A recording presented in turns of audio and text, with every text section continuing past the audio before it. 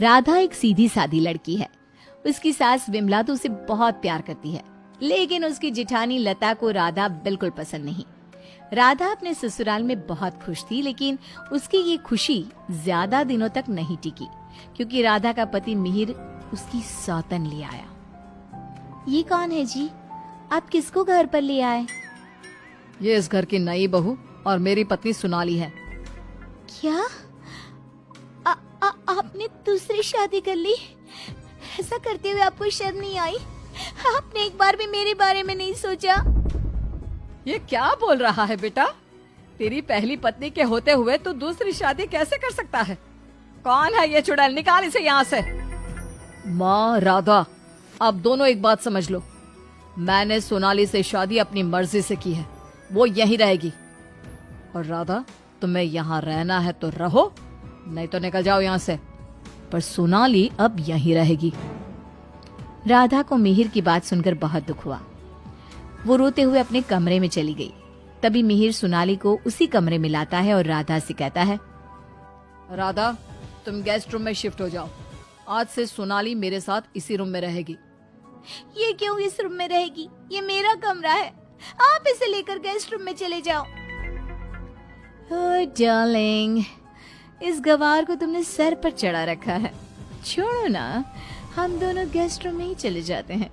वैसे भी इस रूम का इंटीरियर डिजाइन मुझे खास पसंद नहीं आया। ओके डार्लिंग, जैसा तुम कहो। मिहिर उसे लेकर चला जाता है और राधा कमरे में बैठकर बहुत रोती है। तभी वहाँ पर विमला और लता आ जाती हैं। विमला राधा को समझाती है, लेकिन लता अपनी देवरानी के जख्मों पर नमक छिड़कते हुए कहती है, राधा, जरूर तुम में ही कोई कमी होगी जो तुम्हारा पति तुम्हारे हाथ से निकल गया और तुम्हारी सौतन ले आया। मेरे पति तो बिल्कुल वैसे नहीं है, वो किसी दूसरी औरत को आंख उठाकर देखते तक नहीं है। हाँ, मेरी ही कमी है कि मैंने उन्हें भगवान की तरह पूजा, उनकी हर छोटी से छोटी बात का ख्याल रखा। मुझे नहीं पता था कि वो मेरे साथ ऐसा करेंगे। लता बहू, ये कोई समय है ऐसी बातें करने का? जाओ, राधा के लिए कुछ खाने को ले आओ। अगली सुबह सब बैठकर नाश्ता कर रहे थे, तभी सोनाली और मिहिर भी वहाँ आ गए। सोनाली कहती है, डार्लिंग, क्या यहाँ रोज इतना ही ऑयली ब्रेकफास्ट बनता है?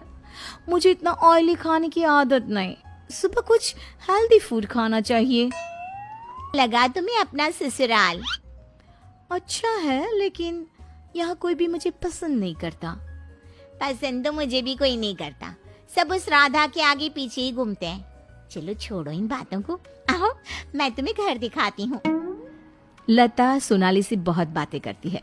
जब मिहिर घर पर नहीं होता तो दोनों आपस में घंटों बातें करती।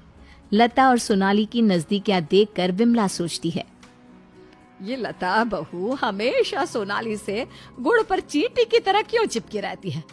राधा से तो कभी इसने ढंग से बात भी नहीं की। राधा भी तो इसकी देवरानी है और ये देवरानी से बोलती तक नहीं, लेकिन देवरानी की सौतन से चिपकी रहती है। विमला ये सब सोच ही रही होती है कि तभी वहाँ राधा आकर पूछती है, माँ जी, आज रात के खाने में क्या बनाऊं? अरे राधा, मुझसे क्या पूछ रही है? अपने पति से पूछ। मिहिर जी। राधा कुछ बोल पाती इससे पहले ही मिहिर बोल पड़ता है, माँ, मैं और सोनाली आज शाम मूवी देखने जाएंगे और डिनर भी बाहर करेंगे, तो आप हमारे लिए कुछ मत बनाना। ये बोलकर मिहिर वहाँ से चला जाता है। राधा रोते हुए अपनी सास से कहती है, देखा माँ जी आपने, अब ये मुझसे बात करना भी पसंद नहीं करते। ये मेरे साथ ऐसा बर्ताव करते हैं जैसे मैं इस घर में रहती ही नहीं हूँ। अरे ना ना बेटा, रो मत तू। उस सोनाली का जादू इसके सर से उतरेगा ना तो ये फिर से तुम्हारे पास ही आएगा। शाम को मिहिर सोनाली को आवाज देता है, सोनाली, सोनाली जल्दी बाहर आओ, इतनी देर करोगी तो मूवी शुरू भी हो जाएगी। ओह डार्लिंग, तुम तो तैयार भी नहीं होने देती। देखो कैसी लग रही हूँ मैं। हमेशा की तरह बहुत खूबसूरत। अब चलो जल्दी करो, बहुत देर हो रही है। मिहिर सोनाली के साथ चला जाता है। ये सब देखकर राधा बहुत रोती है। इसी तरह एक दिन सभी बैठकर खाना खा रहे होते हैं कि तभी मिहिर सोनाली से कहता है, सोनाली, कल मैं ऑफिस नहीं जाऊंगा, कल हम शॉपिंग पर जाएंगे। ठीक है डार्लिंग। बेटा राधा को भी शॉपिंग पर ले जा, उसके सारे कपड़े पुराने हो गए हैं और वो दिन भर घर के कामों में लगी रहती है, कहीं बाहर ही नहीं जाती। बाहर जाएगी तो उसका मन भी बहल जाएगा। क्या कह रही हो माँ, मैं राधा को लेकर बाहर जाऊंगा? कभी नहीं। सॉरी माँ, लेकिन मेरे पास टाइम नहीं है। मैं आपको रुपया दे दूंगा, आप चली जाना उसे लेकर। बेटा तू तो राधा को बिल्कुल भूल गया है, मगर ये याद रख वो आज भी तेरी पत्नी है और इसी घर में रहती है। हाँ तो वो क्यों रह रही है इस घर में, चली क्यों नहीं जाती? राधा अगर तुम चाहो तो मैं तुम्हें तलाक दे सकता हूँ। तुम ठीक से सोच लो और अपना फैसला मुझे बता देना, बदले में जो चाहो वो मैं तुम्हें दे सकता हूँ। मिहिर की बात सुनकर राधा के ऊपर मानो बिजली सी गिर गई। इसी तरह कुछ दिन बीत गए। राधा अब बहुत दुखी और चुप चुप रहने लगी। एक रात विमला किचन की तरफ पानी लेने जा रही थी, लेकिन किचन में से बातों की आवाज सुनकर वो बाहर ही रुक गई और सोचने लगी। अरे अरे तू ज्यादा चालाक मत बन, मैं तुझे पहले भी कई सारे रुपए दे चुकी हूँ, अब और रुपए नहीं दे सकती। तू जैसी लड़की को इतना अच्छा घर दे दिया, इतना अच्छा पति दे दिया, और क्या चाहिए तुझे? विमला दोनों की बात सुनकर समझ जाती है कि दाल में कुछ काला है। वो सोनाली की जन्म कुंडली निकालने में लग जाती है। तब उसे सोनाली की सच्चाई पता चलती है। एक दिन विमला सारे घर वालों को बुलाती है और कहती है, मेहर, तुमने सोनाली से शादी कर ली है, ये बात हमारे रिश्तेदारों को भी तो पता चलनी चाहिए ना। मैं तुम दोनों की शादी की खुशी में एक छोटा सा प्रोग्राम करना चाहती हूँ, जिसमें मैं सारे रिश्तेदारों को बुलाऊंगी। सोनाली तुम भी अपने रिश्तेदारों का नाम और पता बता दो, मैं खुद उन्हें निमंत्रण भेजूंगी। ये सुनकर सोनाली घबरा जाती है।